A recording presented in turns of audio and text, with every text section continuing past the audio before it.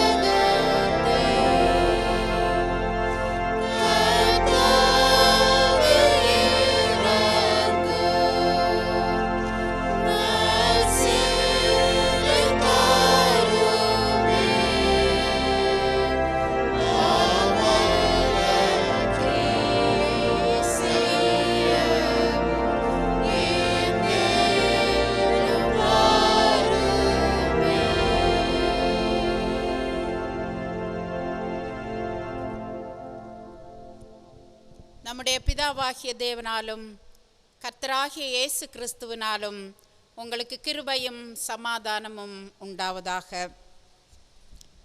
நாம் கடவுளை போற்றி துதிப்போமாக. கர்த்தருக்கு புதுப்பாட்டை பாடுங்கள், பூமியின் குடிகளே எல்லாரும் கர்த்தரை பாடுங்கள். கர்த்தரை பாடி அவருடைய நாமத்தை ஸ்தோத்தரித்து நாளுக்கு நாள் அவருடைய இரட்சிப்பை சுவிசேஷமாய் அறிவியுங்கள். ஜாதிகளுக்குள் அவருடைய மகிமையையும் சகல ஜனங்களுக்குள்ளும் அவருடைய அதிசயங்களையும் விவரித்து சொல்லுங்கள். கர்த்தர் பெரியவரும் மிகவும் ஸ்தோத்தரிக்கப்படத்தக்கவருமாயிருக்கிறார். எல்லா தேவர்களிலும் பயப்படத்தக்கவர் அவரே.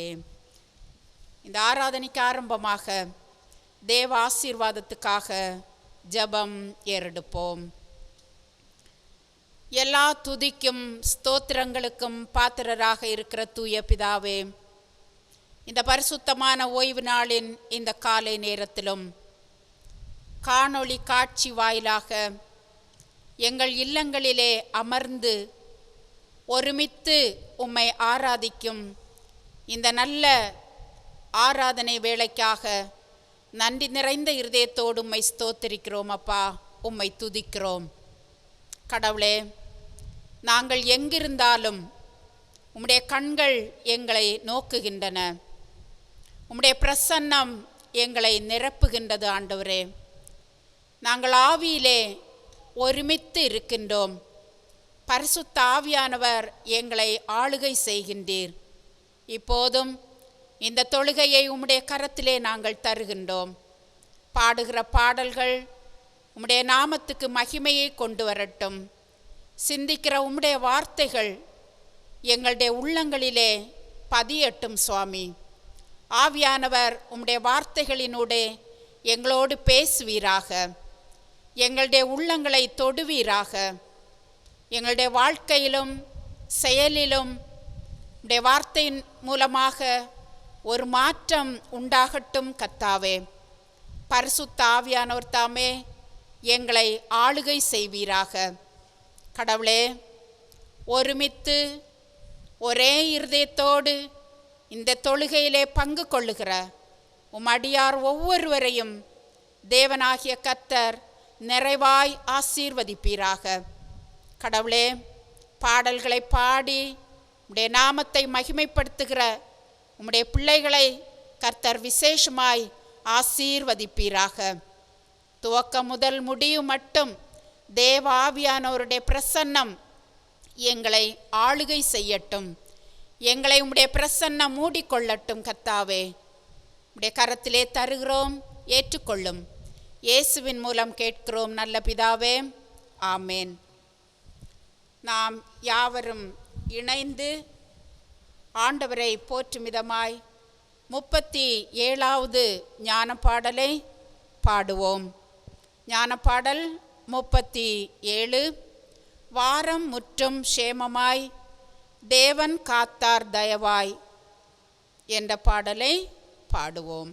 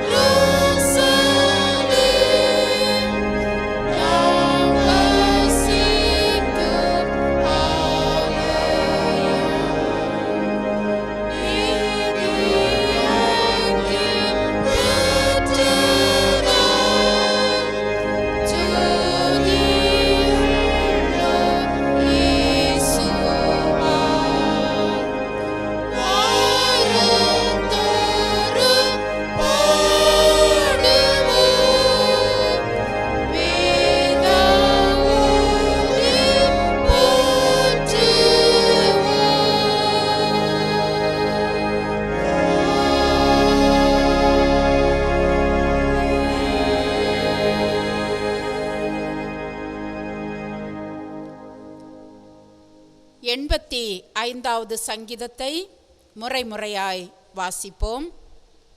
சங்கீதம் 85. கர்த்தாவே, உமது தேசத்தின் மேல் பிரியம் வைத்து யாக்கோபின் சிறையிருப்பை திருப்பினீர்.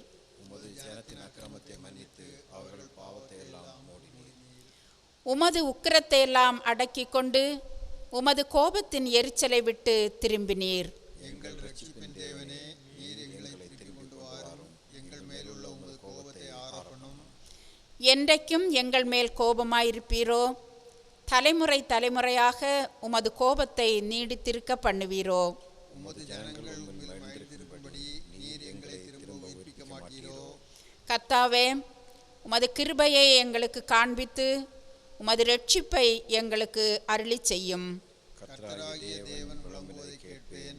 அவர் தம்முடைய ஜனங்களுக்கும் தம்முடைய பரிசுத்தவான்களுக்கும் சமாதானத்தை கூறுவார். அவர்களோ மதிகேடுக்கு திரும்பாதிருப்பார்களாக. நம்முடைய தேசத்தில் மகிமை வாசமாயிருக்கும்படி அவருடைய இரட்சிப்பு அவருக்கு பயந்தவர்களுக்கு சமீபமாயிருக்கிறது. கிருபையும் சத்தியமும் ஒன்றே ஒன்று சந்திக்கும். நீதியும் சமாதானமும் ஒன்றே ஒன்று முத்தம் செய்யும். சத்தியம் பூமியிலிருந்து முளைக்கும், நீதி வானத்திலிருந்து தாழ பார்க்கும். கர்த்தர் நன்மையானதை தருவார். நம்முடைய தேசம் தன் பலனை கொடுக்கும். சேர்ந்து படிப்போம். நீதி அவருக்கு முன்னாக சென்று அவருடைய அடிச்சுவடுகளின் வழியிலே நம்மை நிறுத்தும்.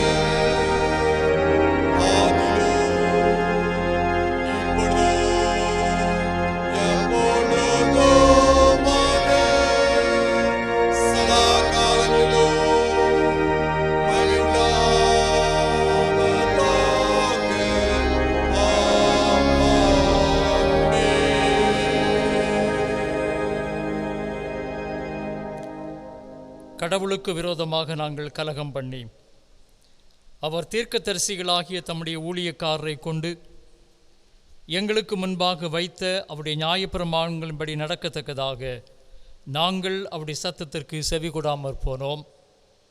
ஆனாலும் எங்கள் தேவனாகிய ஆண்டவிடத்தில் இரக்கங்களும் மன்னிப்புகளும் உண்டு.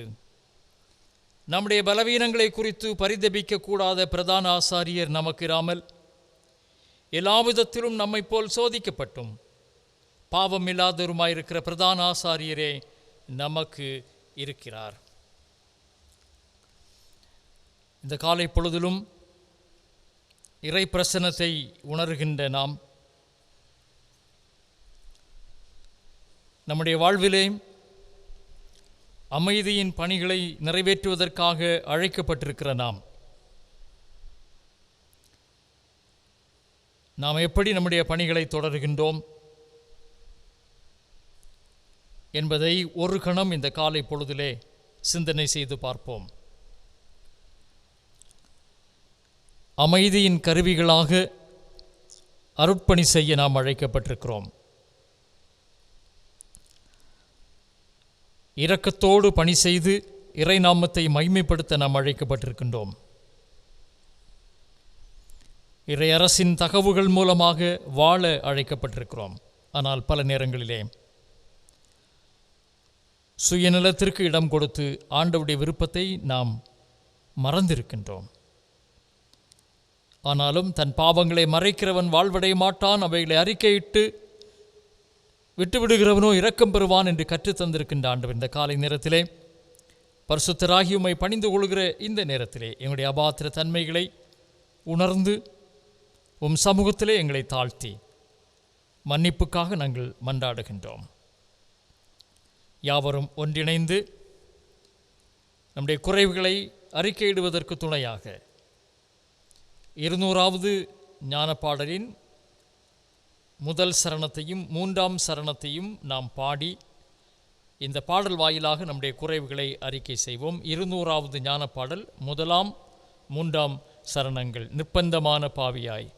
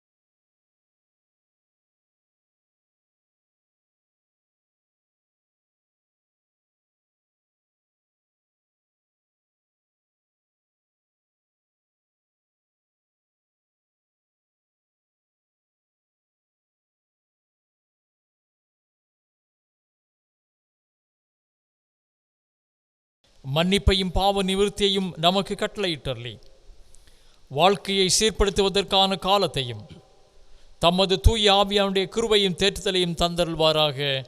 ஆமேன். பாவ மன்னிப்பு நிச்சயத்தை பெற்றுக்கொண்டவர்களாகிய நாம் தொடர்ந்து நம்முடைய நன்றி மன்றாட்டு ஜெபங்களை ஏறெடுப்போம்.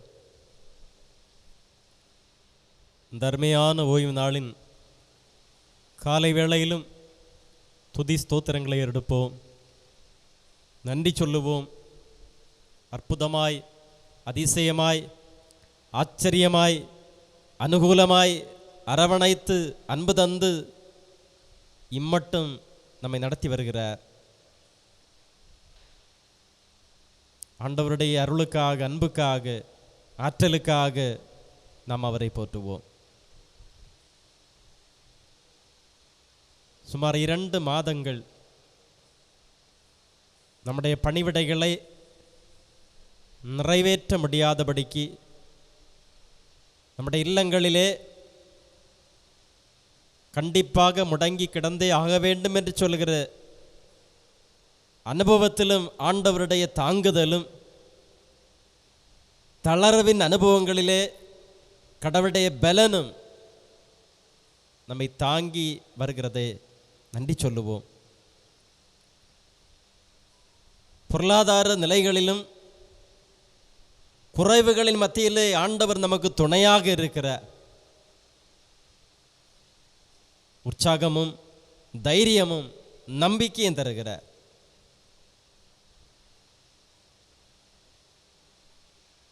கொரோனா தொற்றின் பாதிப்புகள் இந்திய தேசத்திலும் நாளுக்கு நாள் அதிகரித்து கொண்டு பெருகிக் கொண்டிருக்கிற சூழலிலே ஆண்டவருடைய தயவும் இரக்கமும் பராமரிப்பும் நம்மை தாங்கும்படியாக ஜெபிப்போம். நம்முடைய தமிழ்நாட்டிலும் இதனுடைய பாதிப்புகள் கடந்த வாரத்திலும் இந்த வாரத்திலும் அதிகமாகி கொண்டிருக்கிறதை நாம் காண்கிறோம். எல்லா மக்களும் நம்முடைய சகோதர சகோதரிகள் என்கிற உணர்வோடு பிறருக்காக நாம் ஜெபிக்கிற பொழுது கர்த்தர் நம்மை நிறைவாய் பலப்படுத்தி நடத்துவார். யோபு நண்பர்களுக்காக ஜெபித்த பொழுது கர்த்தர் யோபுடைய சிறையிருப்பை மாற்றினார். வெளி பட்டணங்களிலே, வெளி மாநிலங்களிலே, வெளிநாடுகளிலே தங்களுடைய வாழ்விற்காக உழைக்க வேண்டும் என்று சொல்லுகிற முழுமையான எண்ணத்தோடு சென்று உழைத்து வாழ வேண்டும் என்று சொல்லுகிற அந்த நிலையிலே தூர இடங்களிலே, வெளி பட்டணங்களிலே வாழ்ந்து கொண்டிருக்கிற அருமையானவர்களை ஆண்டவர் தாங்கி நடத்தும்படி, இந்த நோயின் பிடிகளுக்கு ஒப்புக் கொடுக்காதபடி பாதுகாத்துக் கொள்படி நாம் ஜெபிப்போம். கொரோனா நோய் தொற்றுதலிலே பாதிக்கப்பட்டு சிகிச்சை பெற்றுக் கொண்டிருக்கிற அருமையான உள்ளங்களுக்காக, சகோதர சகோதரிகளுக்காக, பெரியவர்களுக்காக, குழந்தைகளுக்காக ஜெபிப்போம். ஆண்டவர் அருமருந்தாக, நோய் தீர்க்கிற மருந்தாக செயல்படுகிறார்.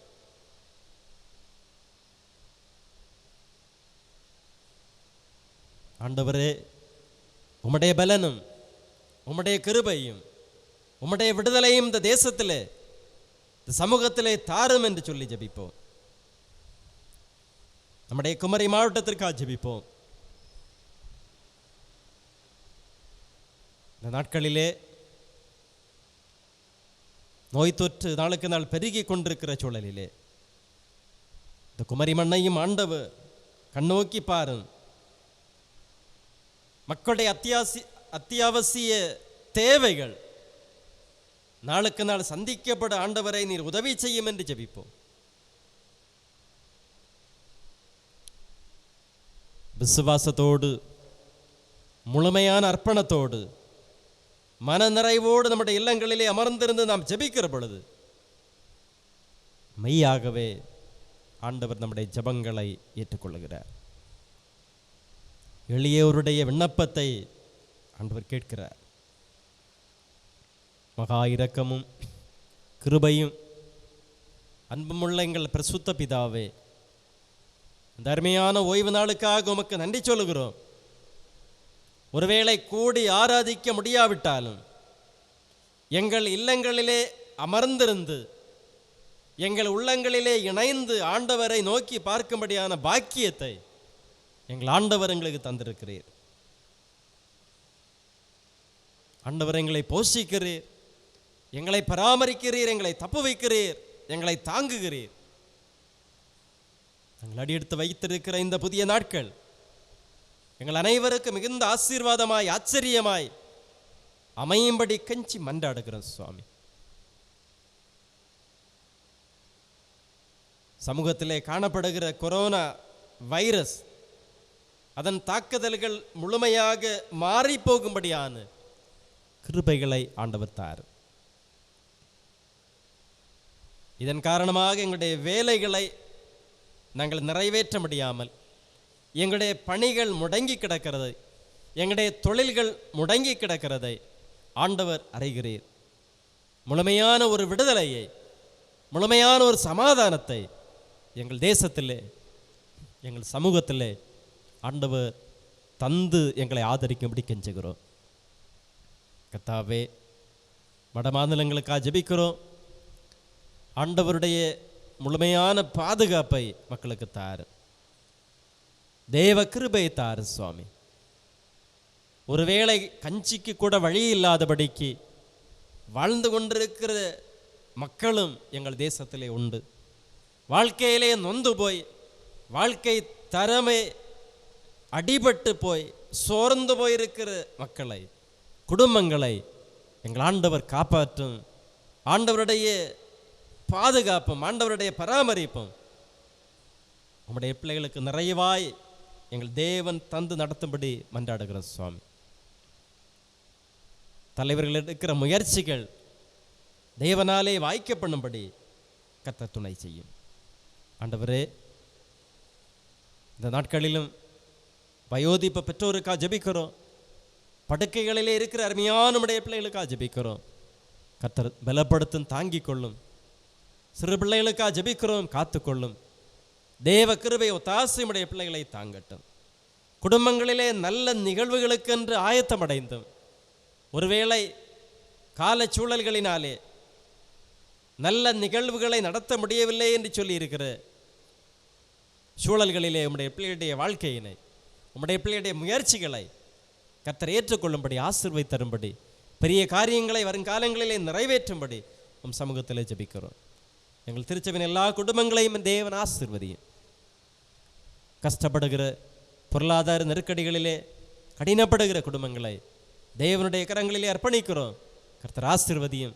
திருச்சபையின் சார்பாக தம்முடைய பிள்ளைகளை நாங்கள் சந்திக்கவும், உதவி செய்யவும், ஜெபிக்கவும், தாங்கவும் எல்லா மக்களுக்கும் ஆண்டவர் நல்ல உந்துதலையும் உற்சாகத்தையும் உணர்வையும் தந்து இந்த புதிய நாட்களிலே நீர் பயன்படுத்தும்படி ஜெபிக்கிறோம். ஆண்டவரே, படிக்கிற பிள்ளைகளுக்காக ஜெபிக்கிறோம். கல்வியிலே உயர்வுகளை தாரும். +2 முடித்து உயர்கல்விக்கு ஆயத்தப்படுகிற அருமையான எங்கள் பிள்ளைகள் தேவனுடைய நன்மைகளை தடையின்றி பெற்றுக்கொள்வதற்கேற்ற வாய்ப்புகளை தார். கல்லூரி படித்து தேர்வுகளை எழுத ஆயத்தப்படுகிற அருமையான பிள்ளைகளுக்கு வருங்காலங்கள் மிகுந்த ஆசீர்வாதமாய் அமையட்டும். பல்வேறு நிலைகளிலே வேலை செய்கிற உழைக்கிற அருமையான உழைப்பாளிகளை, பணியாட்களை என் தேவன் ஆசீர்வதியும் சுவாமி. அரசு துறை, தனியார் துறை நிறுவனங்களிலே, கம்பெனிகளிலே, வெளி மாநிலங்கள், வெளிநாடுகளிலே, வெளி மாவட்டங்களிலே தங்கியிருந்து பணியாற்றுகிற எங்கள் திருச்சபையின் குடும்பத்தின் பிள்ளைகளை எங்கள் ஆண்டவர் நிறைவாய் கண்ணோக்கி பார். நமது கிருபை தாரு சுவாமி. தன்னுடைய சொந்தங்களை, பிள்ளைகளை, குடும்பங்களை விட்டு தூரமான இடத்திலே தங்கியிருக்கிற பொழுது ஆண்டவருடைய முழுமையான பாதுகாப்பை தார். எங்களுடைய திருச்சபையினுடைய எல்லா திருப்பணிகளையும் ஆண்டவர் ஆசீர்வதியும். இணைந்து உம்மை ஆராதிப்பதற்கேற்ற வாய்ப்புகளை ஆண்டவர் சீக்கிரமாக எங்களுக்கு அமைய பண்ணும்படி ஜெபிக்கிறோம் சுவாமி. கூடி ஆராதிப்பது எங்களுடைய வாழ்விற்கு ஆசீர்வாதமானது என்று சொல்லுகிற உணர்வு எங்களுக்கு உண்டு. ஒருவேளை காலச்சூழலிலே கூடி ஆராதிக்காவிட்டாலும் உம்மை நம்புகிற நம்பிக்கையில் நாங்கள் இன்னும் பலனடைய கர்த்தர் எங்களுக்கு துணை செய்யும். குறிப்பாக உயிர்த்த ஆண்டவர் இயேசு கிறிஸ்து சமாதானத்தின் அனுபவத்தை இந்த உலகத்தின் மக்களுக்கு ஏற்படுத்தினீர். என்னுடைய சமாதானத்தை வைத்து போகிறேன்னு சொன்ன எங்கள் அன்பின் ஆண்டவரே, உம்முடைய மெய்யான அமைதியை, சமாதானத்தை நாங்கள் வாழுகிற பகுதிகளிலே, தேசத்திலே நிறைவாய் தந்து வழி நடத்தப்படி ஜெபிக்கிறோம். குறிப்பாக இந்த வாரத்திலும் தன்னுடைய பிறந்த நாட்களை, திருமண நாட்களை சந்திக்க இருக்கிற அருமையான எங்கள் திருச்சபையின் பிள்ளைகள், பெரியவர்கள் எல்லோரையும் ஆசீர்வதியும். அடி எடுத்து வைக்கிற புதிய வருஷம், புதிய அனுபவங்கள் நம்முடைய பிள்ளைகளுக்கு மிகுந்த ஆசீர்வாதமாய் அமையும்படி கெஞ்சி மன்றாடுகிறோம். திருச்சபையின் எல்லா பணியாளர்களை ஆசீர்வதியும், ஆயர்களை ஆசீர்வதியும், சபைக்குழு உறுப்பினர்களை நிறைவாய் தொடர்ந்து பயன்படுத்தும் ஆலய பணியாளர்கள் அத்தனை பேரையும் ஆசீர்வதியும். இந்த காலங்களிலே ஆலய தேவைகளை கருத்திலே கொண்டு நாங்கள் ஜெபிக்கவும், தடையின்றி ஆண்டவருடைய பணிகளுக்கென்று உற்சாகமாய் கொடுக்கவும், மிஷினரி பணிகளுக்கு தாங்கவும் கொடுக்கவும் கர்த்தரங்களை உற்சாகப்படுத்தும். ஆண்டவருடைய கிருபையினாலே அவைகளை இந்த நாட்களிலே நாங்கள் நிறைவேற்ற ஆண்டவர் எங்களுக்கு துணை செய்யும். முழுமையான சமாதானத்தை, முழுமையான விடுதலையை, முழுமையான ஆண்டவருடைய அன்பை இந்த கருகலான எங்களுடைய வாழ்வின் பகுதிகளிலே நாங்கள் அனுபவிக்க, உணர்ந்து கொள்ள கர்த்தர் துணை செய்யும். முடங்கி கிடக்கிற எங்களுடைய தொழில்கள், முடங்கி கிடக்கிற எங்களுடைய வியாபாரம், முடங்கி கிடக்கிற எங்களுடைய பணிகள் புத்துயிர் பெற்று முன்போல செயல்பட, இன்னும் உற்சாகமான உயர்வான அனுபவங்களை பெற்றுக்கொள்ள ஆண்டவர் எங்களுக்கு துணை செய்யும். எங்களுடைய தேசத்தையும் அந்த நிலையிலே ஆசீர்வதியும். அனைத்து மக்களையும் கர்த்தாவே நீர் ஆசீர்வதியும். சந்தோஷம், சமாதானம், ஆறுதல், அமைதியை எங்களுக்குள்ளே கலப்படுத்தும்படி ஜெபிக்கிறோம்.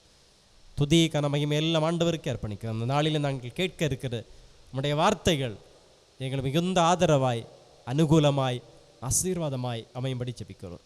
இயேசுவின் நாமத்தில் மிகுந்த மனத்தாழ்மையோடு ஜெபிக்கிறோம் நல்ல பிதாவே, ஆமேன். பரமண்டலங்களில் இருக்கிற பிதாவே, உம்முடைய நாமம் பரிசுத்தப்படுவதாக, உம்முடைய ராஜ்யம் வருவதாக, உம்முடைய சித்தம் பரமண்டலத்திலே செய்யப்படுவது போல பூமியிலேயும் செய்யப்படுவதாக. எங்களுக்கு வேண்டிய ஆகாரத்தை எங்களுக்கு தாரும். எங்களுக்கு விரோதமாய் குற்றத்தைகளுக்கு நாங்கள் மன்னிக்கிறது போல எங்கள் குற்றங்களை எங்களுக்கு மன்னியும். எங்களை சோதனைகள் பிரவேசிக்க பண்ணாமல் தீமையை எங்களை ரட்சித்துக் கொள்ளும்.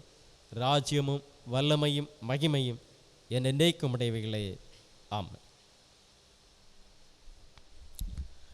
இந்த நாளுக்குரிய திருமுறை பாடங்கள் இப்போது படிக்கப்படும். வாசிக்கும்படியாக கொடுக்கப்பட்ட முதலாவது வேத பகுதி மீகா தீர்க்கதரிசியின் புஸ்தகம் 4வது அதிகாரம் வசனங்கள் 1 முதல் 7 முடிய. மீகா 4:1 முதல் 7. கடைசி நாட்களில் கர்த்தருடைய ஆலயமாகிய பர்வதங்களின் கொடுமுடியில் ஸ்தாபிக்கப்பட்டு மலைகளுக்கு மேலாக உயர்த்தப்பட்டிருக்கும். எல்லா ஜாதிகளும் அதனிடத்திற்கு ஓடி வருவார்கள். திரளான ஜாதிகள் புறப்பட்டு வந்து நாம் கர்த்தரின் பர்வதத்துக்கும் யாக்கோபின் தேவனுடைய ஆலயத்துக்கும் போவோம் வாருங்கள். அவர் தமது வழிகளை நமக்கு போதிப்பார், நாம் அவர் பாதைகளில் நடப்போம் என்பார்கள். ஏனெனில் சியோனிலிருந்து வேதமும் எருசலேமிலிருந்து கர்த்தரின் வசனமும் வெளிப்படும். அவர் திரளான ஜனங்களுக்குள் நியாயம் தீர்த்து தூரத்தில் உள்ள பலத்த ஜாதிகளை கடிந்து கொள்ளுவார். அப்பொழுது அவர்கள் தங்கள் பட்டயங்களை மண்வெட்டிகளாகவும் தங்கள் ஈட்டிகளை அரிவாள்களாகவும் அடிப்பார்கள். ஒரு ஜாதிக்கு விரோதமாய் மறு ஜாதி பட்டயம் எடுப்பதில்லை. இனி அவர்கள் யுத்தத்தை கற்பதும் இல்லை. ஆனவன் தந்தன் திராட்சை செடியின் நிழலிலும் தந்தன் அத்திமரத்தின் நிழலிலும் பயப்படுத்துவார் இல்லாமல் உட்காருவான்.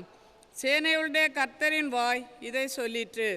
சகல ஜனங்களும் தங்கள் தங்கள் தேவனுடைய நாமத்தை பற்றி கொண்டு நடப்பார்கள். நாங்களும் எங்கள் தேவனாகிய கர்த்தருடைய நாமத்தை பற்றி கொண்டு என்றென்றைக்கும் உள்ள சதா காலங்களிலும் நடப்போம். கர்த்தர் சொல்லுகிறது என்னவென்றால், அந்நாளிலே நான் நொண்டியானவளை சேர்த்து தள்ளுண்டவளையும் தீங்கு அனுபவித்தவளையும் கூட்டிக் கொண்டு நொண்டியானவளை மீதியான ஜனமாகவும் தூரமாய் தள்ளுண்டு போனவளை பலத்த ஜாதியாகவும் வைப்பேன். அவர்கள் பேரில் கர்த்தர் சியோன் பர்வதத்திலே இது முதல் என்றென்றைக்கும் ராஜாவாய் இருப்பார் என்பவைகளே. Today's Bible reading is taken from Philippians chapter 4 verses 4 to 9. பிலிப்பியர் 4ஆம் அதிகாரம் 4ஆம் வசனம் முதல் 9ஆம் வசனம் வரை. Rejoice in the Lord always. Again I will say rejoice. Let your gentleness be known to all men. The Lord is at hand. Be anxious not nothing, but in everything by prayer and with thanksgiving let your requests be made known to God. And the peace of God, which surpasses all understanding, will guard your hearts and minds through Christ Jesus. Finally, brethren, whatever things are true, whatever things are noble, whatever things are just, whatever things are pure, whatever things are lovely, whatever things are of good report, if there is any virtue and if there is anything praiseworthy, meditate on these things. The things which you learned and received and heard and saw in me, these do, and the God of peace will be with you. Here ends the reading. Praise be to God. வாசிக்கும்படியான நற்செய்தி பாடம் பரிசுத்த லூக்கா எழுதின நற்செய்தி நூல் 24வது அதிகாரம் 36 முதல் 49 முடிய. லூக்கா 24வது அதிகாரம் வசனங்கள் 36 முதல் 49 முடிய வாசிக்க கேளுங்கள். இவைகளை குறித்து அவர்கள் பேசி கொண்டிருக்கையில் இயேசுதாமே அவர்கள் நடுவிலே நின்று உங்களுக்கு சமாதானம் என்றார். அவர்கள் கலங்கி பயந்து ஒரு ஆவியை காண்கிறதாக நினைத்தார்கள். அவர் அவர்களை நோக்கி, நீங்கள் ஏன் கலங்குகிறீர்கள்? உங்கள் இருதயங்களில் சந்தேகங்கள் எழும்புகிறதென்ன? நான் தான் என்று அறியும்படி என் கைகளையும் என் கால்களையும் பாருங்கள், என்னை தொட்டு பாருங்கள். நீங்கள் காண்கிறபடி எனக்கு மாம்சமும் எலும்புகளும் உண்டாயிருக்கிறது போல ஒரு ஆவிக்கு இராதே என்று சொல்லி தம்முடைய கைகளையும் கால்களையும் அவர்களுக்கு காண்பித்தார். ஆனாலும் சந்தோஷத்தினால் அவர்கள் இன்னும் விசுவாசியாமல் ஆச்சரியப்படுகையில், புசிக்கிறதற்கு ஏதாகிலும் இங்கே உண்டா என்று அவரிடத்தில் கேட்டார். அப்பொழுது பொரித்த மீன் கண்டத்தையும் தேன்கூட்டு துணிக்கையும் அவருக்கு கொடுத்தார்கள். அவைகளை அவர் வாங்கி அவர்களுக்கு முன்பாக புசித்து அவர்களை நோக்கி, மோசேயின் நியாய பிரமாணத்திலும் தீர்க்கதரிசிகளின் ஆகமங்களிலும் சங்கீதங்களிலும் என்னை குறித்து எழுதப்பட்டிருக்கிறவைகளெல்லாம் நிறைவேற வேண்டியதென்று நான் உங்களோடு இருந்தபோது உங்களுக்கு சொல்லி கொண்டு வந்த விசேஷங்கள் இவைகளே என்றார். அப்பொழுது வேத வாக்கியங்களை அறிந்து கொள்ளும்படி அவருடைய மனதை அவர் திறந்து அவர்களை நோக்கி, எழுதியிருக்கிறபடி கிறிஸ்து பாடுபடவும் 3ஆம் நாள் மரித்தோர்ந்து எழுந்திருக்கவும் வேண்டியதாய் இருக்கிறது. அன்றியும் மனம் திரும்புதலும் பாவ மன்னிப்பும் எருசலேம் தொடங்கி சகல தேசத்தாருக்கும் அவருடைய நாமத்தினாலே பிரசங்கிக்கப்படவும் வேண்டியது. நீங்கள் இவைகளுக்கு சாட்சிகளாய் இருக்கிறீர்கள். என் பிதா வாக்குத்தத்தம் பண்ணினதை இதோ நான் உங்களுக்கு அனுப்புகிறேன். நீங்களோ உன்னதத்திலிருந்து வரும் பலனால் தரிப்பிக்கப்படும் வரைக்கும் எருசலேம் நகரத்தில் இருங்கள் என்றார் என்பவைகளே.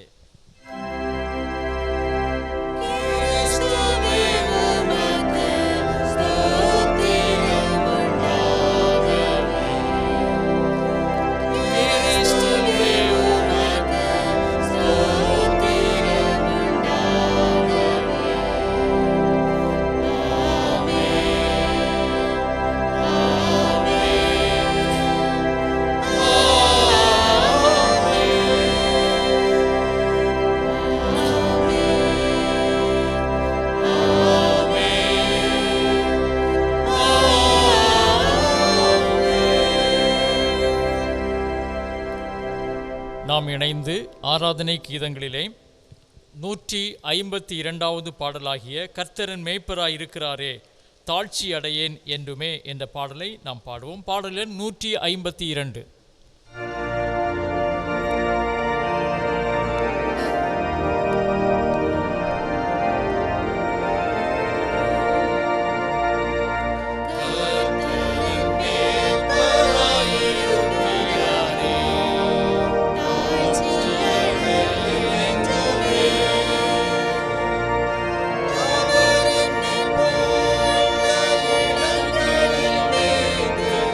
Amen.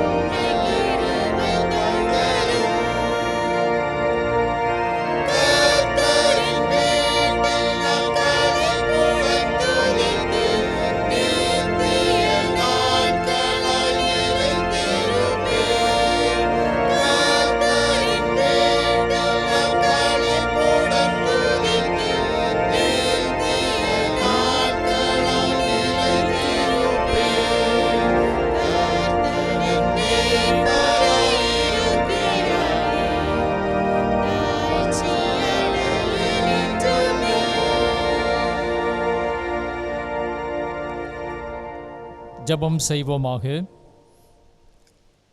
அமைதிக்கு காரணராக இருக்கிற எங்கள் பரம தந்தையை, பல்வேறு சவால்களோடும் நெருக்கங்களோடும் உம்மை ஆராதிக்கின்ற வாய்ப்பை இல்லங்களிலே எங்களுக்கு நீர் அமைத்து தந்திருக்கின்றீர். நம்பிக்கையோடு நாங்கள் உம்மை பணிந்து கொள்கிறோம், உம்மை நோக்கி பார்க்கின்றோம். இந்த நேரத்திலும் இந்த நாளுக்குரிய திருமறை சார்ந்த சிந்தனைக்கு நேராக நாங்கள் திரும்பும்போது எங்களுடைய இதய கண்களை திறந்தருளும். எங்கள் கண்மலையும் மீட்பெருமாகிய கடவுளே, அடியேனின் நாவின் சொற்களும் அடியார் ஒவ்வொருடைய இருதயத்தின் சிந்தனையும் உம்முடைய பார்வையில் ஏற்புடையதாய் அமைவதாக. ஆமேன். அன்புக்குரியவர்களே, உயிர்த்தெழுதல் பண்டிகைக்கு பின்வரும் 5ஆம் ஞாயிறாகிய இன்று நாம் சிந்திப்பதற்கென்று தென்னிந்திய திருச்சபை நமக்கு கொடுத்திருக்கின்ற சிந்தனை பொருள் அருட்பணி, கிறிஸ்துவின் அமைதியை பகிர்தல். அருட்பணி, கிறிஸ்துவின் அமைதியை பகிர்தல். Mission sharing Christ peace. அருளுரை வார்த்தையாக நான் முன்னே வைக்க விரும்புகின்ற கடவுளுடைய வார்த்தை லூக்கா நற்செய்தி நூல் 24ஆம் அதிகாரம் 36வது வசனம். இயேசு அவர்கள் நடுவில் நின்று, உங்களுக்கு அமைதி உரித்தாக்குக என்று அவர்களை வாழ்த்தினார்.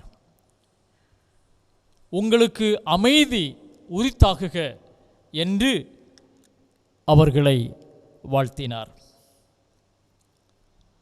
அமைதியற்ற பேரரசன் ஒருவர் மாறு வேடத்திலே அமைதி தேடி அலைந்தார். ஏழை ஒருவனை சாலை ஓரத்திலே அவன் அமர்ந்து மகிழ்ச்சியாக பாடல் பாடிக்கொண்டிருப்பதை இந்த பேரரசர் பார்த்தார். அரசர் பாடல் பாடிக்கொண்டிருந்த அந்த ஏழை மனிதனை பார்த்து, நீ யார் என்ற கேள்வியை கேட்டார். அந்த ஏழை மனிதன் சொன்னான், நான் ஒரு அரசன். இதை கேட்டவுடனே அரசனுக்கு வேடிக்கையாக இருந்தது. ஏனென்றால் தான் அரசன், ஆனால் இந்த ஏழை சொல்லுகிறான் தான் அரசன். ஒருவேளை இந்த எளியவர் பைத்தியக்காரராக இருக்கலாம் என்று பேரரசர் தனக்குள்ளே நினைத்து கொண்டார். தொடர்ந்து ஒரு கேள்வியை கேட்டார். உனக்கு சேவர்கள் இருக்கின்றார்களா என்ற ஒரு கேள்வியை அந்த ஏழை மனிதனிடத்திலே இந்த அரசர் கேட்டார். அதற்கு அந்த ஏழை மனிதன் சொன்னார், எனக்கு மெய், வாய், கண், மூக்கு, செவி என்று 5 சேவகர்கள் உண்டு என்றார். அரசர் கேட்டார், அது சரி, உன்னால் எப்படி மகிழ்ச்சியாக பாட முடிகிறது என்று கேட்டார். பதில் இந்த ஏழை மனிதன் சொன்னான், என் மனதிலே எனக்கு அமைதி இருக்கிறது, ஆதலால் நான் மகிழ்ச்சியாக இருக்கிறேன். அப்போது அரசன் கேட்டார், அந்த அமைதியை நீ எங்கிருந்து பெற்றுக்கொண்டாய் என்ற கேள்வியை அரசன் எழுப்பினார். ஆனால் அந்த ஏழையோ, அரசே, நீர் உமது 5 புலங்களுக்கும் எஜமானாக மாறும்போது உம் இருதயத்தில் அமைதி பிறக்கும் என்றான். நாட்டை ஆண்டபோது இந்த மன்னனுக்கு அமைதி கிடைக்கவில்லை. ஆனால் இந்த மன்னன் அவனை ஆண்டபோது, அவனுடைய 5 புலங்களையும் அடக்கி ஆண்டபோது அவனுக்கு அமைதி கிடைத்தது. ஒருவேளை இது ஒரு கதையாக இருக்கலாம். ஆனால் 5 புலன்கள் இறைவனுடைய அருளினால் ஆற்றல் படுத்தப்படும் போது வாழ்க்கையிலே அமைதியும் சமாதானமும் கிடைக்கிறது என்ற உண்மையை இதன் மூலமாக நாம் புரிந்து கொள்ளுகிறோம், கற்றுக்கொள்ளுகிறோம். இந்த நாளின் தலையங்கமும் உயிர்த்தெழுந்த ஆண்டவர் தருகின்ற அமைதியை எப்படி நாம் பகிர்ந்து கொள்வது என்ற ஒரு கேள்வியோடு அமைந்திருக்கின்றது. கடந்த நாட்களிலே உயிர்த்தெழுந்த ஆண்டவர் தம்முடைய சீடர்களை சந்திப்பதை குறித்து நாம் தொடர்ந்து சிந்தித்துக் கொண்டிருக்கிறோம். உயிர்த்தெழுதலுக்கு பிற்பாடு கலங்கி போய் திகிலுற்று நிற்கின்ற சீடர் குழுவினர். ஆனால் ஒரு கேள்வியோடு உயிர்த்தெழுந்த ஆண்டவர் அவர்களை சந்திக்கின்றார். நீங்கள் ஏன் கலங்குகின்றீர்கள்? ஏன் இவ்வாறு உங்களுடைய உள்ளத்தில் நீங்கள் அச்சம் கொள்ளுகின்றீர்கள்? வசனம் 38. கலங்கி அச்சத்தோடு நடுக்கத்தோடு இருந்த சீஷர்களுக்கு ஆண்டவரின் பதில்தான் உங்களுக்கு அமைதி உரித்தாகுக என்ற வாழ்த்துதல். அந்த சீஷர்களுக்கு மாத்திரமல்ல, இன்றும் கலங்கி போய் நிற்கின்ற மனிதர்களுக்கு அமைதியை உயிர்த்தெழுந்த ஆண்டவர் தர முடியும், தந்து கொண்டிருக்கின்றார். தாமஸ் கம்பீஸ் என்று சொல்லக்கூடிய ஒரு பக்தன் இவ்வாறு சொல்கிறார்: முதலாவது ஒருவர் தனக்குள்ளாக அமைதியை காத்துக்கொள்ள வேண்டும். அப்படி என்றால் நாம் மற்றவருக்கு அமைதியை கொண்டு வர முடியும் என்று சொல்லுகிறார். First keep peace with yourself, then you can also bring peace to others. ஒரு மனிதன் தனக்குள்ளாக உள்நிலையிலே அகநிலையிலே இந்த அமைதியை தான் காத்துக்கொள்ளும் போது மாத்திரம், தான் அமைதி பெறும்போது மாத்திரம் மற்றவர்களுக்கு இந்த அமைதியை கொடுக்க முடியும் என்று அவர் சொல்லுகிறார். இது உண்மை. உயிர்த்தெழுந்த ஆண்டவரை சந்தித்து அகநிலையிலே நம்முடைய கலக்கங்கள் மாற்றப்பட்டு அமைதி பெறும்போது மாத்திரம் உலகத்திற்கு, மற்றவர்களுக்கு மகிழ்ச்சியை நாம் நற்செய்தியாக சொல்ல முடியும். ஆக இன்றைக்கு அருட்செய்தி அல்லது அருட்பணி அல்லது மிஷன் என்றால் என்ன என்பதையும் சற்று நாம் புரிந்து கொண்டு இந்த சிந்தனையிலே முன்னேறி செல்வது பொருத்தமாக இருக்க முடியும் என்று நான் நம்புகின்றேன். மிஷன் அல்லது அருட்பணி என்ற வார்த்தை கிறிஸ்தவர்களுக்கு நன்கு அறிமுகமான ஒரு வார்த்தை. Mission compound, mission hospital, mission பள்ளி, மிஷன் ஹவுஸ் என்றெல்லாம் நாம் அருட்பணி என்ற பதத்தோடு பல காரியங்களை நாம் பயன்படுத்துகிறோம். ஆனால் பல நேரங்களிலே மிஷன் என்ற வார்த்தையின் அர்த்தத்தை புரிந்து இவற்றை நாம் பயன்படுத்துகிறோமா என்பது கேட்கப்படுகின்ற ஒரு கேள்வி. அப்போஸ்தலோ என்ற கிரேக்க சொல் அனுப்புதல் என்று தமிழிலே மொழியாக்கம் செய்யப்பட்டிருக்கிறது. மிஷன் என்று சொன்னால் அனுப்புதல். யார் அனுப்புகின்றார்? யாரை அனுப்புகின்றார்? எதற்காக அனுப்புகின்றார்? எப்படி நம்மை அனுப்புகின்றார் என்ற பல உண்மைகள் இந்த மிஷன், அனுப்புதல் என்ற வார்த்தைக்குள்ளாக புதைந்து கிடக்கிறது. ஆக இந்த சிக்கல்களை நாம் தெளிவாக புரிந்து கொள்ளும் போதுதான் நம்முடைய அருட்பணி தெளிவாக அமைய முடியும். உயிர்த்தெழுந்த ஆண்டவர் சொல்லுகிறார், மத்தேயு நற்செய்தி நூல் 28ஆம் அதிகாரம் 19வது வசனத்திலே, நீங்கள் புறப்பட்டு போய் சகல ஜாதிகளையும் சீஷராக்கி பிதா, குமாரன், பரிசுத்தாவி என்னும் நாமத்தினாலே அவர்களுக்கு ஞானஸ்நானம் கொடுங்கள். ஆக உயிர்த்தெழுந்த ஆண்டவர் சொல்லுகிறார், நீங்கள் தேங்கி கிடப்பதில்லை, புறப்பட்டு செல்லுங்கள், மக்களை சந்தியுங்கள், அமைதி இழந்த மக்களுக்கு அமைதியை கற்றுக்கொள்ளுங்கள், திரியேக கடவுளுடைய பேரிலே திருமுழுக்கு கொடுங்கள் என்று சொல்லுகின்றார். ஆக விவிலியம் காட்டுகின்ற கடவுள் மனிதனை அனுப்புகின்ற கடவுளாக இருக்கின்றார். அவருடைய அமைதியை சொல்லுவதற்காக அனுப்புகின்ற கடவுளாக அவர் இருக்கின்றார். யோவான் 3:16 வாசிக்கிறோம், தேவன் தம்முடைய ஒரே பேரான குமாரனை இந்த உலகத்துக்கு அனுப்பி தந்தார், அவர் மூலமாய் உலகம் மீட்பை பெற்று கொண்டதாக கடவுள் தம் திருமைந்தனை அனுப்புகின்றார், உயிர்த்தெழுந்த ஆண்டவராக நம்மை அனுப்புகின்றார், திருச்சபையை அனுப்புகின்றார், விசுவாசிகளை அனுப்புகின்றார். ஆக நாம் நற்செய்திக்காக அனுப்பப்பட்டு கொண்டே இருக்கிறோம். எமில் ப்ரூனர் என்று சொல்லக்கூடிய கடவுளுடைய ஊழியக்காரர் சொல்லுகிறார், நெருப்பு என்பதை அது எரிவதை பார்த்து அது நிலைத்து நிற்கிறது நெருப்பு என்று நாம் புரிந்து கொள்கிறோம். அதே போன்று திருச்சபையும் அருட்பணியினால் நிலை நிற்கிறது என்று சொல்லுகிறார். Church exist by mission, fire exist by burning என்று அவர் எழுதுகின்றார். அன்புக்குரியவர்களே, உயிர்த்தெழுந்த ஆண்டவருடைய அமைதி அதை பகிர்ந்து கொள்வது அருட்பணி என்று நாம் புரிந்து கொண்டோம். அப்படி புரிந்து கொள்ளும்போது இன்னும் அருட்பணியை குறித்த ஒரு தெளிவு கூட நமக்கு இருப்பது நல்லது. அருட்பணி என்பது தனிப்பட்ட மனிதனுடைய உள்ளான அனுபவத்தை பெறுவதற்கோ, இன்வர்ட் எக்ஸ்பீரியன்ஸ், அல்லது வேற்றுலக நம்பிக்கையை பெற்றுக்கொள்வதற்கோ, அதர் வேர்ல்டி ஹோப் வழிநடத்துவதல்ல.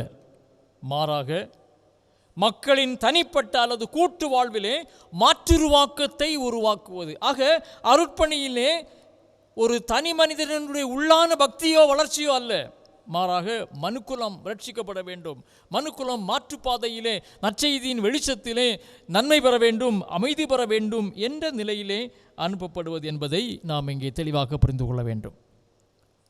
இன்றைய திருச்சபையை நாம் புரிந்து கொள்ளும்போது, அல்லது விசுவாச பக்திமான்களாகிய நம்முடைய பாரம்பரிய கிறிஸ்தவனுடைய அனுபவங்களை புரிந்து கொள்ளும்போது, அருட்பணி என்பதை ஏதோ ப்ரொக்ளமேஷன், கூவி அறிவிக்கின்ற செய்தி என்ற நிலையிலே நாம் சுருக்கிக் கொள்ளுகிறோம். அருட்பணியிலே கூவி அறிவித்தல் இல்லை என்று சொல்லவில்லை, ஆனால் அதுதான் அருட்பணி என்று ஆகிவிட முடியாது. மலைப்பகுதிகளுக்கு மக்களை அனுப்புகின்றோம், வடநாடுகளுக்கு மக்களை நாம் அனுப்புகின்றோம். அவர்கள் சென்று நற்செய்தியை கூவி அறிவிக்க வேண்டும் என்று விரும்புகிறோம், ஜபிக்கின்றோம், நம்முடைய பணங்களை செலவு செய்கிறோம், நல்லதுதான். ஆனால் வேதாகமத்தை படித்து பார்க்கும்போது அருட்பணியின் பரிமாணங்கள் இன்னும் அதிகமாக இருக்க முடியும். லூக்கா நற்செய்தி நூல் 4ஆம் அதிகாரம் 18ஆம் வசனத்திலே இயேசுநாதர் நாசரேத்தூர் அறிக்கையிலே அவர் சொல்லுகின்ற ஒரு முக்கியமான அழுத்தம் என்னவென்றால், தரித்திரருக்கு நற்செய்தி, good news to the poor. ஆக அருட்பணி என்பது ஏழைகளுக்கு வாழ்வு கொடுக்கின்ற பணி. ஆகவே தான் இன்றைக்கு நாம் எளியவர்களை நினைக்கின்றோம், திருச்சபைகள் மூலமாக எளியவர்களுக்கு உதவி செய்கின்றோம். சமீபத்திலும் இந்த கொரோனா வைரஸ் மூலமாக பாதிப்புகள் வந்தபோதும் எளியவர்களை தேடி சென்று வாழ்விழந்து வறியவர்களுக்கு நாம் உதவி செய்கின்றோம். ஆகவே mission as solidarity with poor people என்று நாம் அதை புரிந்து கொள்கிறோம். இன்னும் வேதாகமத்தை நாம் வாசித்து பார்க்கும்போது 2 கொரிந்தியர் 5:18 பவுல் சொல்லுகிறார், அவர் கிறிஸ்துவை கொண்டு நம்மை தம்மோடே ஒப்புரவாக்கி ஒப்புரவாகுதலின் ஊழியத்தை எங்களுக்கு ஒப்பு கொடுத்தார். ஆக பவுல் இங்கே சுட்டிக்காட்டுகின்ற அருட்பணி எதுவென்று சொன்னால், மிஷன் அஸ் ரிகன்சிலியேஷன், ஒப்புரவாகுதலின் பணியாக அருட்பணியை நாம் செய்வது. குடும்பங்களிலே கணவன் மனைவி உறவுகளிலே பிரச்சனைகள் வருகிறது, பெற்றோர் பிள்ளைகளின் உறவுகளிலே பிரச்சனைகள் வருகிறது, சகோதர சகோதரியின் உறவுகளிலே பிரச்சனை வருகிறது. அங்கே ஒருவேளை திருச்சபையின் ஆயர், திருச்சபையின் சபைக்குழு மக்கள் அல்லது ஒரு பொதுநிலை மனிதர் அவர்களை ஒப்புரவடைய செய்கின்றார், பகைமையை அழிக்க முயற்சி செய்கின்றார். இத்தகைய பணி, ஒப்புரவு செய்கின்ற பணி அருட்பணி.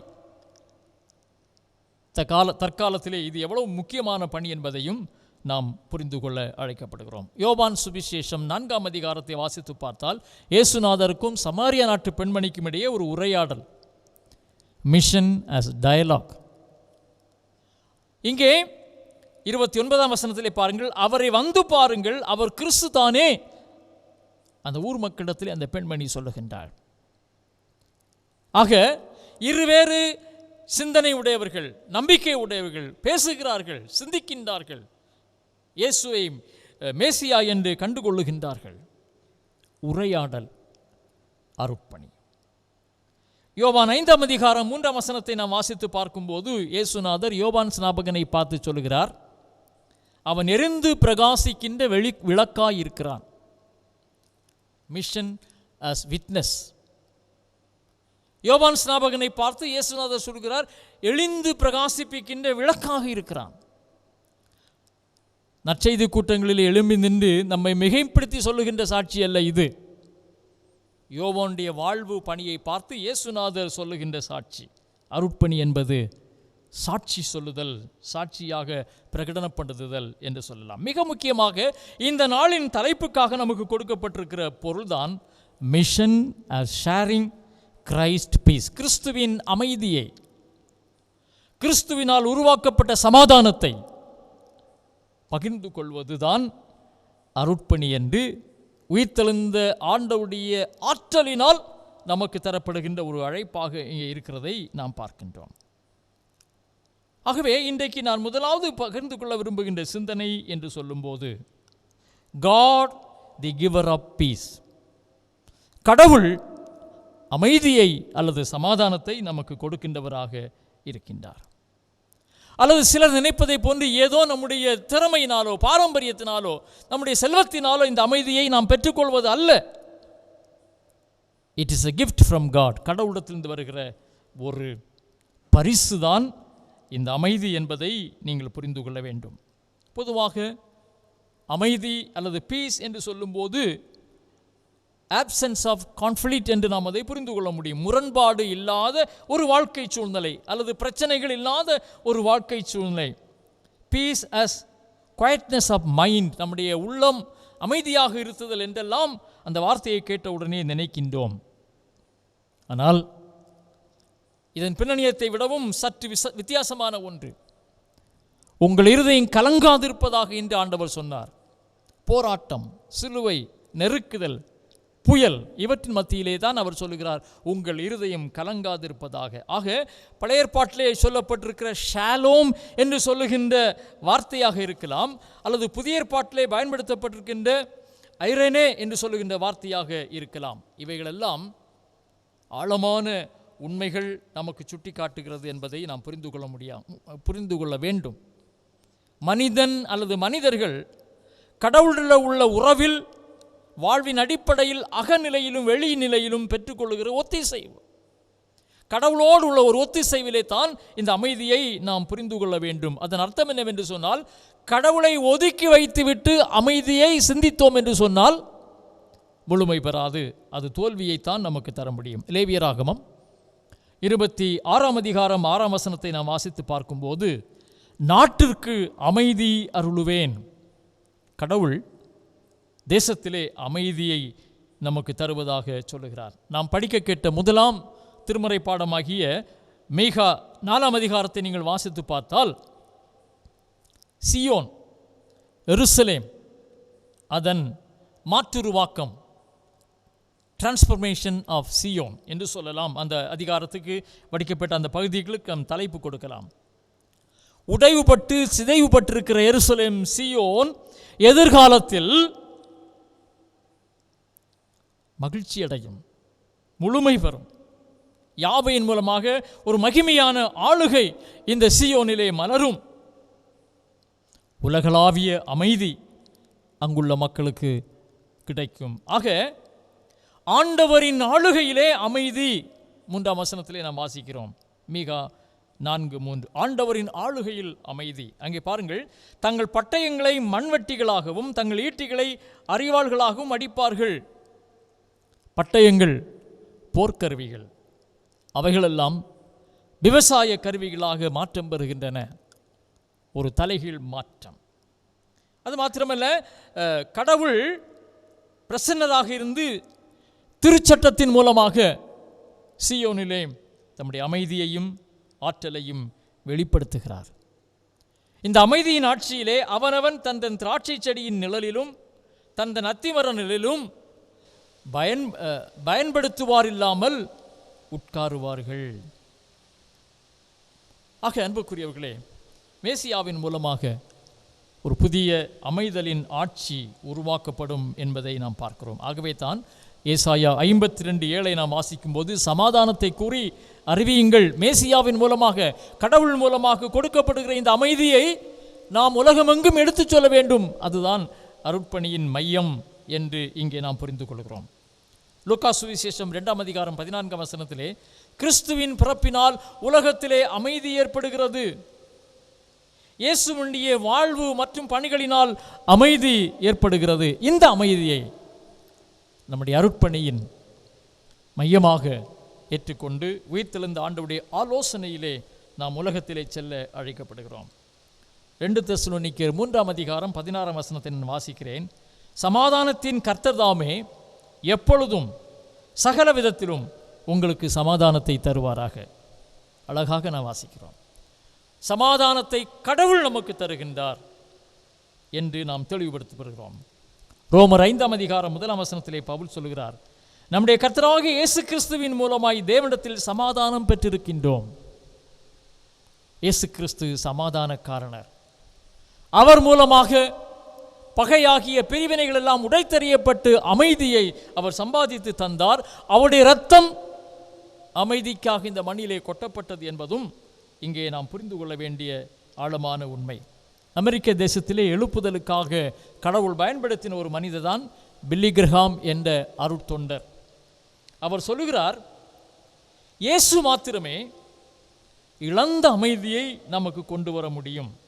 அதன் அடிப்படையிலே மனிதர்களிடையே, நாடுகளிடையே, ஏன் நமக்குள்ளேயே அமைதியை நானும் நீங்களும் பெற்றுக்கொள்ள முடியும். அமைதியின் காரணர் இயேசுநாதர்.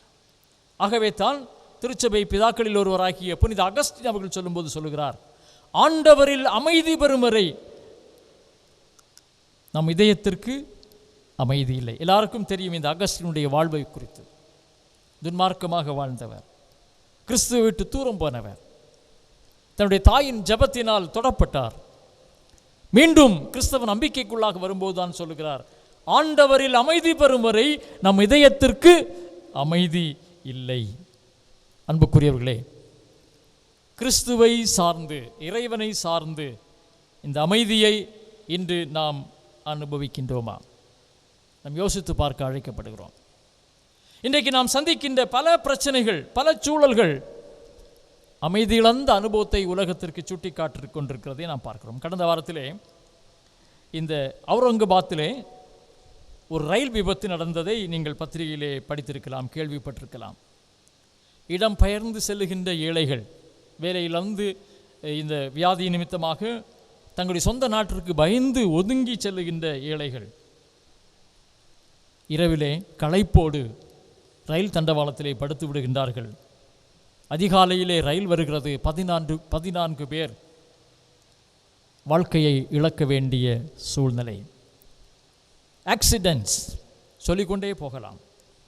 கொடிய வியாதிகள் அமைதியை இழக்கச் செய்து விடுகின்றன. நாம் நினைக்கின்றோம், நான் சேகரித்து வைத்திருக்கிற இந்த செல்வம் எனக்கு அமைதியை தரும். ஆனால் திடீரென்று அந்த செல்வத்தினால் நாம் மகிழ்ச்சி காண முடியாது என்பதை இன்றைய நாட்களின் யதார்த்தங்களாக நாம் பார்க்கிறோம். நம்முடைய நண்பர்கள் அமைதியை தருவார்கள் என்று நினைக்கலாம். பல நேரங்களிலே இயேசுநாதர் சுட்டி காட்டின அந்த ஓமையில் என்ன படிக்கிறோம் அல்லவா? இளையகுமாரன், அவனுடைய நண்பர்கள், இளையகுமாரத்திலே செல்வம் இருந்தபோது நட்பு இருந்தது. ஆனால் அவன் பசியடைந்த போது நண்பர்கள் எல்லாம் ஓடிவிட்டார்கள்.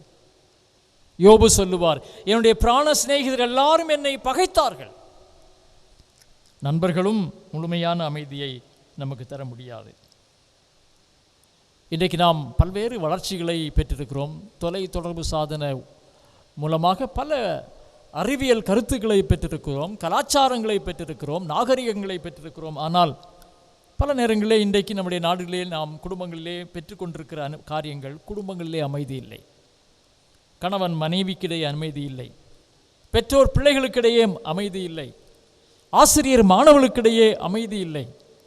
சொல்லிக்கொண்டே நாம் பார்க்கின்றோம். சொல்ல முடியும். வேதம் சொல்லுகிறது, ஏசாயா 48ஆம் அதிகாரம் 22ஆம் வசனத்திலே, தீயோருக்கு அல்லது துன்மார்க்கனுக்கு அமைதி இல்லை. ஆக இன்றைக்கு அமைதி இல்லாததினாலே உலகத்திலே நாம் பார்க்கின்ற ஒன்று, தீயோனுடைய ஆளுகையின் மூலமாக, இறைவனை விட்டு மனிதன் வெளியே போவதன் மூலமாக வன்முறைகள்.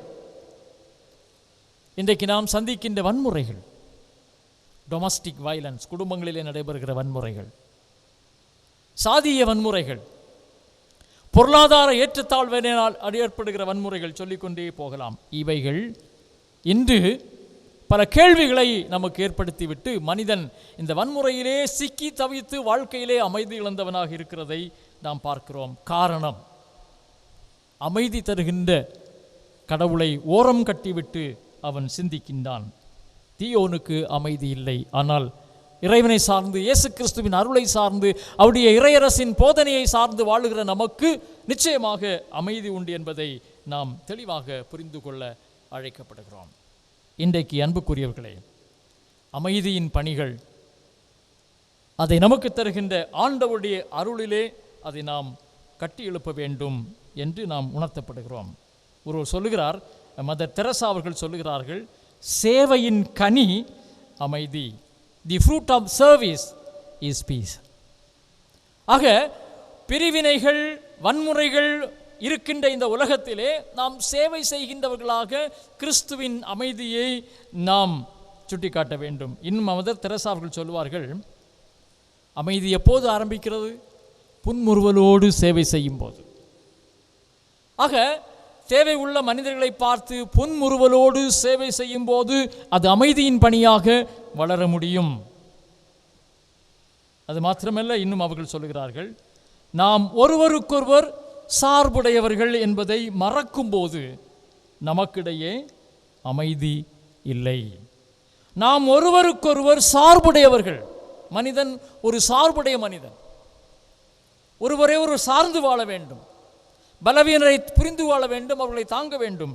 இந்த சார்பு நிலையை மறக்கும் போது நம்மிடையே அமைதி இல்லை. அவர்கள் சொல்கிறார்கள், if we have no peace, it is because we have forgotten that we belong to each other. நாம் ஒருவரை ஒருவர் சார்ந்து வாழ வேண்டும். 1945 ஆகஸ்ட் 6, 9 ஆகிய நாட்களிலே ஜப்பானில் உள்ள ஹிரோஷிமா, நாகசாகி ஆகிய பட்டினங்களிலே அன்று அமெரிக்க படைகள் மூலமாக குண்டு வீசி அளிக்கப்பட்டது. அணு ஆயுதம் பயன்படுத்தப்பட்டது. வரலாற்றை திறந்து பார்க்கும்போது அன்றிலிருந்து இன்று வரையிலும் அந்த இடத்திலே அணு குண்டுகள் வீசப்பட்டதன் பாதிப்புகளை மக்கள் பெற்றிருக்கின்றார்கள். மக்களுக்கு அமைதி இல்லை. என்னை போல் பிறனை நேசிக்கின்ற ஒப்படைப்பு இல்லாததினாலே வன்முறைகளை நாம் கண்டுகொண்டே இருக்கிறோம். சங்கீதக்காரன் சொல்கிறார், 120 சங்கீதம் 7ஆம் வசனத்திலே, நான் சமாதானத்தை நாடுவேன், அதை பற்றியே பேசுவேன், ஆனால் அவர்களோ போர் ஒன்றில் தான் நாட்டம். ஆக கிறிஸ்துவை, அமைதியின் ஆண்டவரை தலைவராக கொண்டு வாழுகிற நானும் நீங்களும் சமாதானத்தை நாட வேண்டும், யுத்தத்தையோ வன்முறையோ அல்ல என்பதை கிறிஸ்தவ நாடுகளும் புரிந்து கொள்ள வேண்டும், கிறிஸ்தவர்களாகிய நாமும் புரிந்து கொள்ள வேண்டும். நிறைவான சிந்தனை, இன்றைக்கு நாம் இந்த அமைதியின் அருட்பணியை நடைமுறை சார்ந்து எப்படி நாம் சாதிப்பது? We make peace by kindness. இரக்கத்தின் மூலமாக தான் இன்றைக்கு நாம் அமைதியை கட்டியெழுப்ப முடியும். வாசிக்கிட்ட பிலிப்பியர் 4ஆம் அதிகாரத்தை எடுத்துக்கொள்வோம். 9வது வசனத்திலே இவ்வாறு பார்க்கிறோம், நீங்கள் என்னிடம் கற்றுக்கொண்டவை, என் வழியாய் பெற்றுக்கொண்டவை, என்னிடம் கேட்டறிந்தவை, என் வாழ்வில் நீங்கள் கண்டுணர்ந்தவை யாவற்றையும் கடைப்பிடியுங்கள், அப்பொழுது அமைதியை அருளும் கடவுள் உங்களோடு இருப்பார். எப்போது அமைதி தரும் கடவுள் நம்மோடு இருப்பார் என்று சொன்னால், இங்கே பவுல் சொல்கிறார், என் வாழ்வில் நீங்கள் கண்டுணர்ந்தவை. கிறிஸ்துவின் மூலமாக நாம் கண்டுணர்ந்த காரியங்களை மேற்கொள்ளும் போது நாம் அமைதியை சாதிக்க முடியும். பல காரியங்கள் உண்டு, ஆனால் இயேசு கிறிஸ்துவிலே காணப்படுகின்ற கண்டுணர்ந்த ஒரு முக்கியமான பண்பு என்னவென்றால் கைண்ட்னஸ், இரக்கம். இரக்கம் தழுவிய பணி. வியாதியஸ்தர் மீது அவர் மனதிறங்கினார். தொழுநோயர்களை தொட்டு தழுவி சுகத்தை கொடுத்தார். மேய்ப்பனில்லாத ஆடுகளைப் போல் இவர் இருக்கின்றார்கள் என்று சொல்லி இரக்கத்தின் பணியை அவர் செய்தார். ஒருவர் சொல்லுகிறார், காயங்களை மறந்துவிட்டு இரக்கத்தை ஒருபோதும் மறந்து விடாதே. ஆம், இரக்கமான பணிகள் கட்டி எழுக்கப்பட வேண்டும். நல்ல சமாரியனுடைய உவமையை நாம் வாசித்திருக்கிறோம். எனக்கு பிறன் யார் என்ற கேள்வி அங்கே எழுப்பப்படுகிறது. யூதர்கள் நினைத்தார்கள் தாங்கள் சக யூதர்களுக்கு தான் உதவி செய்ய வேண்டும். இல்லை, தேவை உள்ளவனுக்கு இரக்கம் காண்பிக்கின்ற பணி செய்ய வேண்டும். இதைத்தான் ஆண்டவர் விரும்புகிறார்.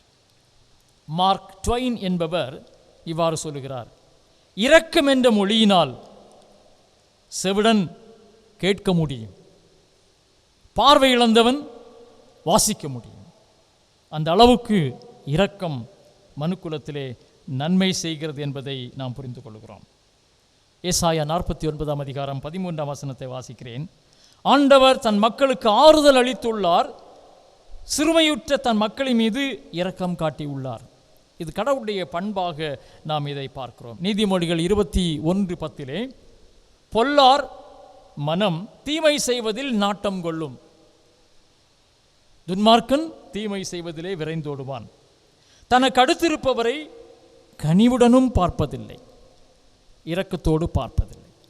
ஆக துன்மார்க்கனின் குணம்தான் இரக்கமற்ற குணம் என்று தெளிவாக வேதத்திலே பார்க்கிறோம். ரோமர் 12:8 இரக்க செயல்களில் ஈடுபடுவோர் முகமலர்ச்சியோடு அவற்றை செய்வதிலும் தாம் பெற்ற அருட்கொடைகளை பயன்படுத்த வேண்டும். இரக்கத்தோடு நாம் பணியை செய்ய அழைக்கப்படுகிறோம். சமீபத்திலே நாம் சந்தித்து கொண்டிருக்கிற இந்த கொரோனா பிரச்சனை, இது தழுவிய ஒரு நிகழ்ச்சியை பத்திரிகையிலே நான் வாசித்தேன். அதன் தலையங்கம் இவ்வாறு இருக்கிறது: பெண்களே பெண்ணுக்காக 2500 கிலோமீட்டர் சென்னையிலிருந்து மகாராஷ்டிரா வரை நெகிழ்ச்சி பயணம் என்ற ஒரு செய்தி. மகாராஷ்டிரா மாநிலத்திலே ரத்னகிரியை சார்ந்த ஒரு பெண்மணி 22 வயதான உத்தனி அனில் சாதோத் என்று சொல்லக்கூடிய சென்னையிலே ஒரு தனியார் ஐடி நிறுவனத்திலே சாஃப்ட்வேர் என்ஜினியராக பணிபுரிந்து கொண்டிருக்கின்ற ஒரு சகோதரி. நமக்கு தெரியும், சமீபத்தில் ஏற்பட்ட ஊரடங்கு, வீட்டுக்கு செல்ல முடியாமல் சென்னையிலே தான் தங்கியிருந்த வீட்டிலிருந்தே தன்னுடைய இந்த ஐடி பணியை செய்து கொண்டிருந்தார். நாட்கள் சென்று கொண்டிருந்தன. திடீரென்று ஒரு செய்தி, இந்த பெண்மணியுடைய தந்தை இறந்து விட்டார். எப்படியாவது ஊர் சென்று தந்தையின் அடக்கத்திலே நான் பங்கேற்க வேண்டும் என்று இந்த பெண்மணி விரும்பினாள். ஆனால் போக்குவரத்து வசதிகள் இல்லை.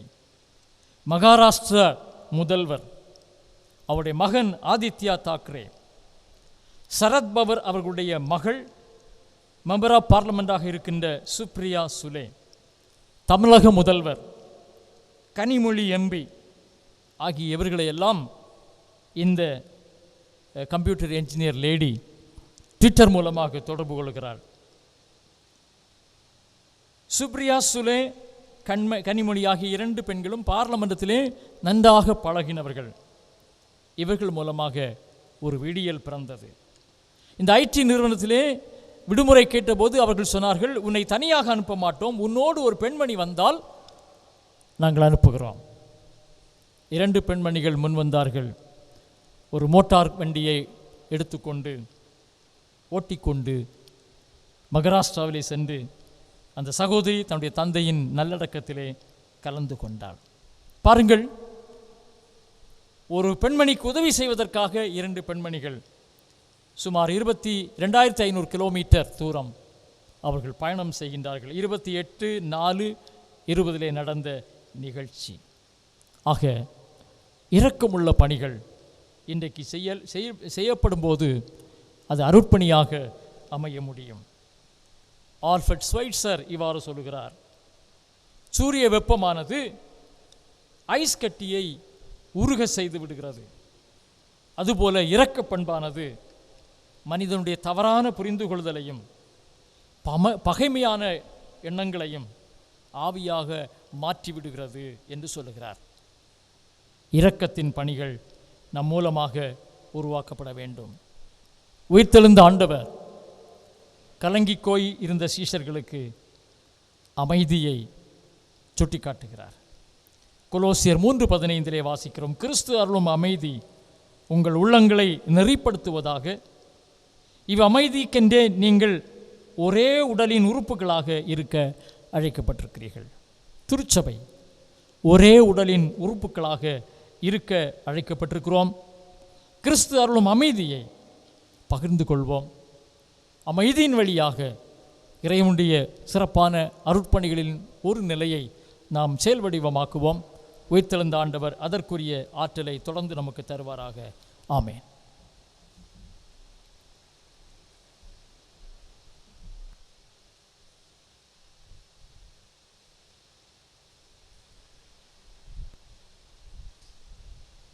நாம் கேட்ட ஆண்டவருடைய வார்த்தைகளுக்காக ஆண்டவருக்கு நன்றி சொல்லுவோம். அமைதியின் தூதுவர்களாக இந்த சமூகத்தில் நாம் தொடர்ந்து நம்முடைய வாழ்க்கையை தொடருவோம். நம்முடைய விசுவாசத்தை ஆதி அப்போஸ்தலர் விசுவாச பிரமாணம் மூலமாக நாம் இணைந்து அறிக்கை செய்வோம். வானத்தையும் பூமியையும் படைத்த சர்வ வல்லமுள்ள பிதாவாகிய தேவனை விசுவாசிக்கிறேன். அவருடைய ஒரே குமாரனாகிய நம்முடைய நாதர் இயேசு கிறிஸ்துவையும் விசுவாசிக்கிறேன். அவர் பரிசுத்த ஆவியினாலே கன்னிமரித்து பிறந்தார். பொந்தியின் பிலாத்தின் காலத்தில் பாடுபட்டு சிலுவையில் அறையுண்டு மரித்து அடக்கம் பண்ணப்பட்டு பாதாளத்தில் இறங்கினார். 3ஆம் நாள் மரித்தோடு எழுந்தருளினார். பரமடத்திற்கு ஏறி சர்வ வல்லமுள்ள பிதாவாகிய கடவுளுடைய வலது பாசத்தில் வீற்றிருக்கிறார். அவரிடத்திலிருந்து உயிரோரையும் மரித்தோரையும் நியாயம் தீர்க்க வருவார். பரிசுத்த ஆவியை விசுவாசிக்கிறேன். பொதுவாக இருக்கிற பரிசுத்த சபையும் பரிசுத்தவானுடைய ஐக்கியமும் பாவ மன்னிப்பும் சரீர உயிர்த்தெழுதலும் நித்திய ஜீவனும் உண்டென விசுவாசிக்கிறேன். ஆமென். 307வது கீர்த்தனை பாடலாகிய தேனினிமையிலும் இயேசுவின் நாமம் திவ்ய மதுரமாமே என்ற பாடலை நாம் இணைந்து பாடுவோம். கீர்த்தனை எண் 307.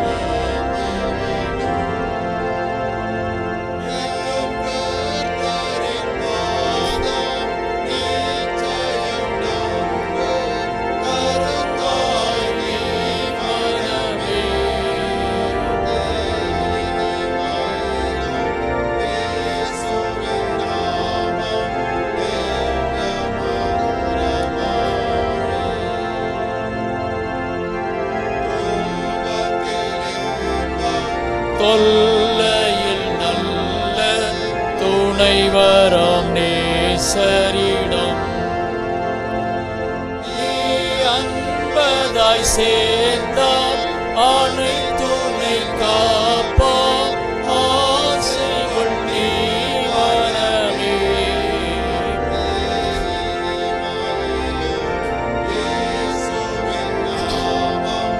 திவ்ய மதுரமாமே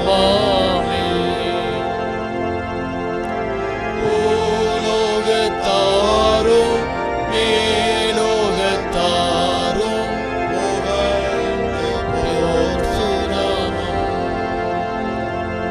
அதை பிடித்து கொண்டால் தான் பேரின்ப வாழ்வை பெறுவாய் நீ மனமே.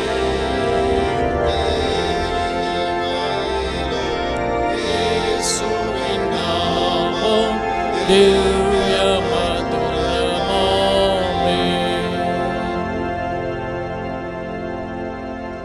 ஜெபம் செய்வோமாக.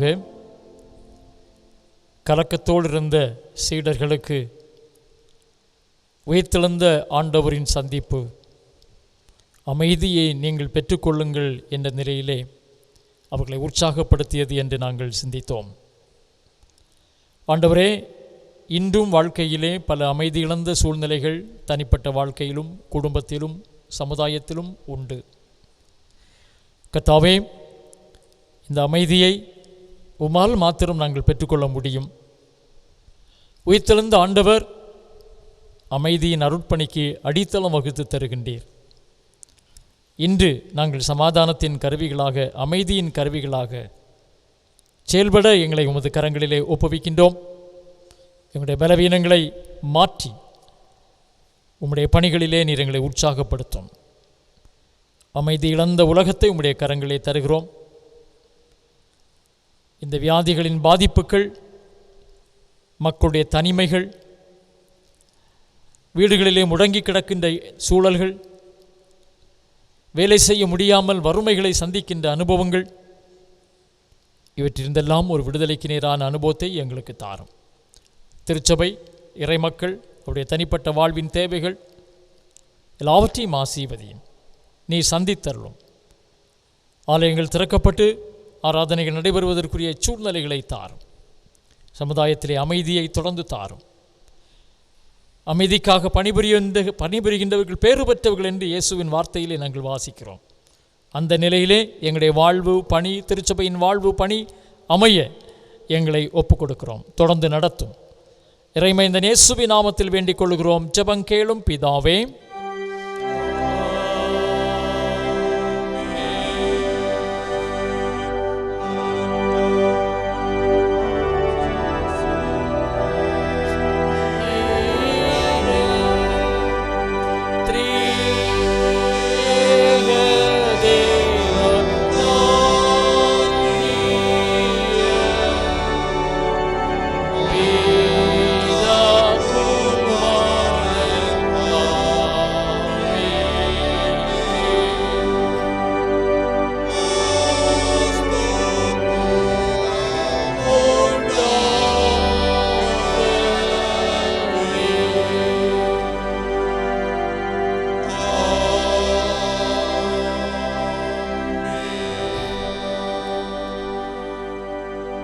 நம்முடைய ஆண்டவராகிய இயேசு கிறிஸ்துவின் கிருபையும் தந்தையாகிய கடவுளின் அன்பும் தூய ஆவியானுடைய ஐக்கியமும் சமாதானமும் நம் அனைவரோடும் கூட நிறைவாய் வளமாய் தங்கியிருப்பதாக.